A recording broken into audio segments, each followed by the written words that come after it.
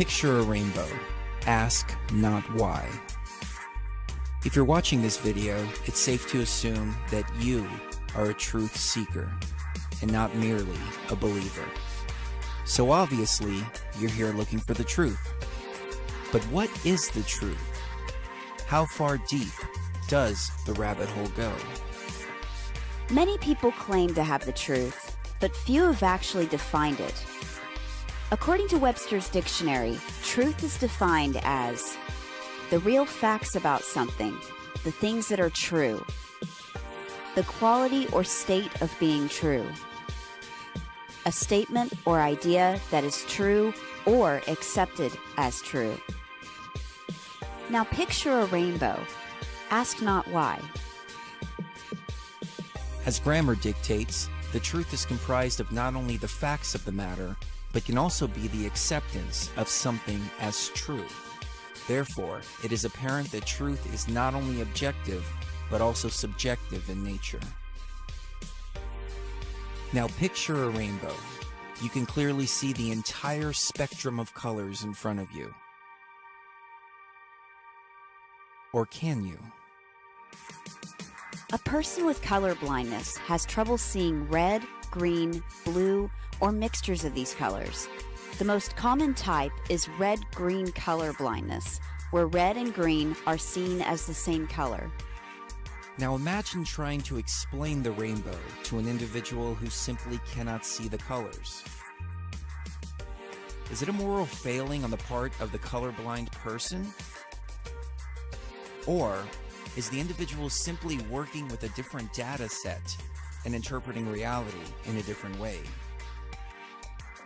And what happens when the collective belief of the colors makes the colors true, even to someone who cannot process the data themselves? Now imagine if the entire world was colorblind and you were one of the few who were able to see the colors. Would you succumb to the collective that the world is black and white? Would you go on a crusade to try to show the world the colors? Would you point your finger in their face and call them names because they refuse to see the truth? So again, I ask you the question, what is truth? To the colorblind individual, the truth is that the reality is black and white. To you, reality is full of color. What has changed in this situation? It's only a matter of perspective.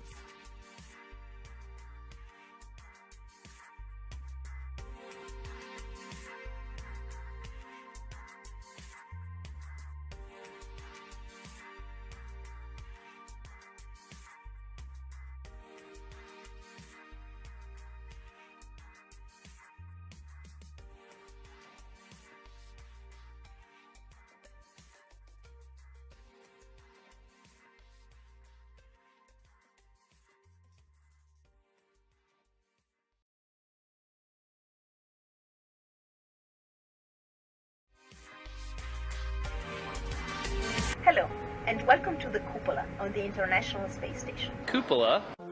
You've actually built it. Yes. So you have a whole series of O-rings in here, and a shaft that you rotate. Cupola? Madam, I'll explain. You see, what keeps water out keeps air in. You see? You kind of want to be careful because there is no bumper, so you don't want to hit the structure real hard. Now, wait a minute. There's no pressure outside, which means that the moment the hatch is opened, the entire sphere is a vacuum. So, I mean, like on the space station, how many of these would you have? 7, because we have 7 windows. What happens if you get a leak on that? Now, you can open the hatch from the inside. Then you have a leak. There's this outer frame that's covered with roller blinds and these old railway buffers. It's kind of cool to think that, there is this shaft that goes sort of through the structure. The other side is in outer space. That's very good. That's right. You see, you open and shut the blinds to cut off the force of gravity from, say, from the Earth, or the Moon, or any other bodies in space. Shutters can only be operated manually. It's called real good engineering. You just have a leak. And what you would do you is... lose air. Yeah, you would probably seal the whole cupola off. Which would be fatal for Kate because we've only got 2 suits. No, that's it. Nobody goes outside. And then there's probably a plan, I don't know off the top of my head, but there's probably a plan for replacing the mechanism. Might require a spacewalk.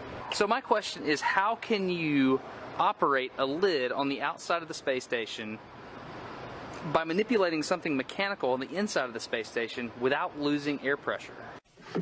It's all rather exciting, isn't it? And we're getting a picture on the TV. This is an Apollo spacecraft designed for elliptical orbit of the moon. But there is more going on in television than what you're seeing in prime time. A lot more. We have poor quality TV pictures offered by the government-controlled BBC, which are used to simulate Neil Armstrong talking about landing on the moon with a microphone, and yet he's sitting practically on top of a rocket engine that is putting out sound levels of about 140 or 150 decibels. Lights on. You want me to really be honest with you? Yeah. Okay, Houston. The moon is essentially gray. Gives some hint of possible volcanic. Forward. Now, we know that that is absolutely impossible to overcome that sound level inside the lunar lander with a normal human voice. We got you now. It's looking good. Over. On all these moon flights, the broadcasts that the world saw were kinescopes filmed off television monitors. General, what you see on these screens up here is a fantasy, a computer-enhanced hallucination. There's nothing to indicate a simulation at all. Everything's working perfectly. But does it make any sense?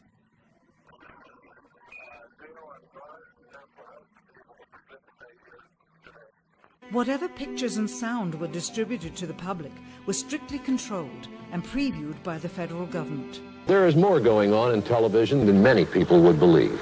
It was technically impossible to do it. And it's displayed on the screen. To see how it works, please watch the screen. Let's take a look. You don't believe we went to the moon? I believe it was a brilliant piece of propaganda. I'd like to ask Neil Armstrong and Buzz Aldrin, and I'm not quite sure how to ask this question, but when you first stepped on the moon, did it strike you as you were stepping on a piece of the Earth? You want me to really be honest with you? Yeah.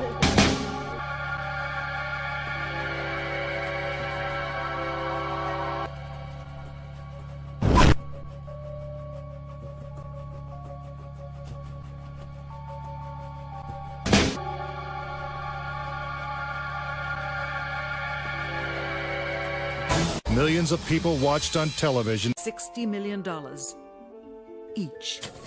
That Neil Armstrong guy. Have you seen him on the talk shows? Neil Armstrong, you mean the first man to walk on the moon? Talk about a fish story. Yeah. These two photos seem to have the same mountain backdrop. Yet, the lunar module is only present in one of them. Seemingly impossible, since the LEM never moved and its base remained even after the mission. We see the ascent stage suddenly pop up without any exhaust plume whatsoever, as though it were jerked up by a cable. Man, and they're buying it. We had difficulty guessing how far the hills out on the horizon might be. The peculiar phenomenon is the closeness of the horizon due to the greater curvature of the moon than we have here on Earth, of course 4 times greater. NASA could have covered it up. This will never fly. Why do you have to build such a full-scale model? Tang, the drink the astronauts took to the moon. Astronauts to the moon. A Zodrin.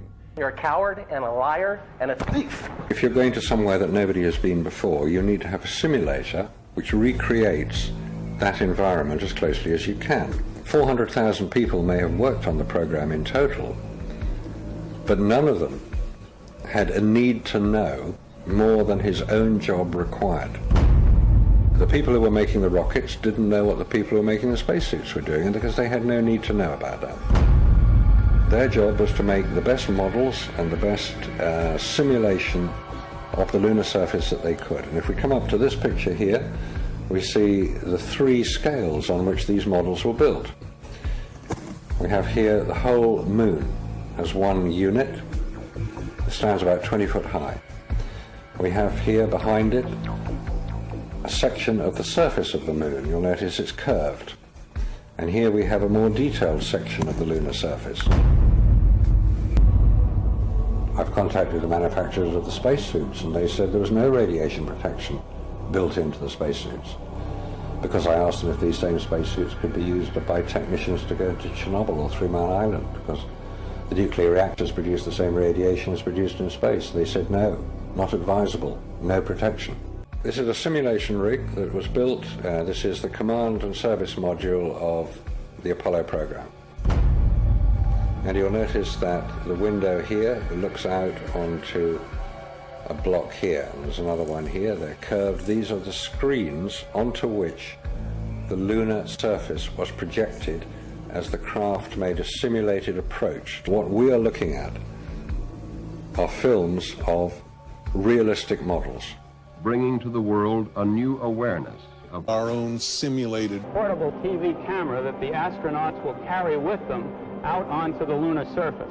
No sign of a blast crater is visible for any of the 6 lunar landings. And they're buying it. No! Does that mean that people on Earth will actually be able to see what's going on with this? They will see real-time television transmission. Complete and total fake. No blast crater beneath the lunar lander. Television is not the truth. These are the screens onto which the lunar surface was projected as the craft made a simulated approach.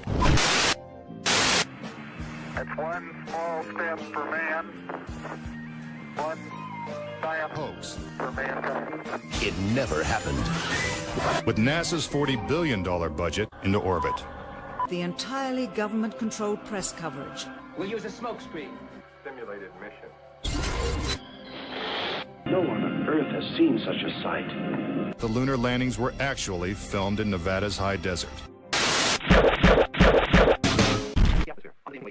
And the way that this film was created was by the use of models.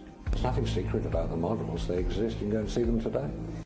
The models were very lifelike. Topographic features. They bend around small craters and big crater walls and things like that. There is one that is a life-size model. It's in Flagstaff in Arizona. It's 2 miles long, and it's an exact replica of the Sea of Tranquility. Why did NASA repeatedly fake lunar images? The plan to have the astronauts remain on Earth in secrecy and feed pre-recorded simulated data over the landlines to the guys at Houston, just as they had done during training. Amateur night? Stop him, Harry! Что происходит? Останови его, Харри.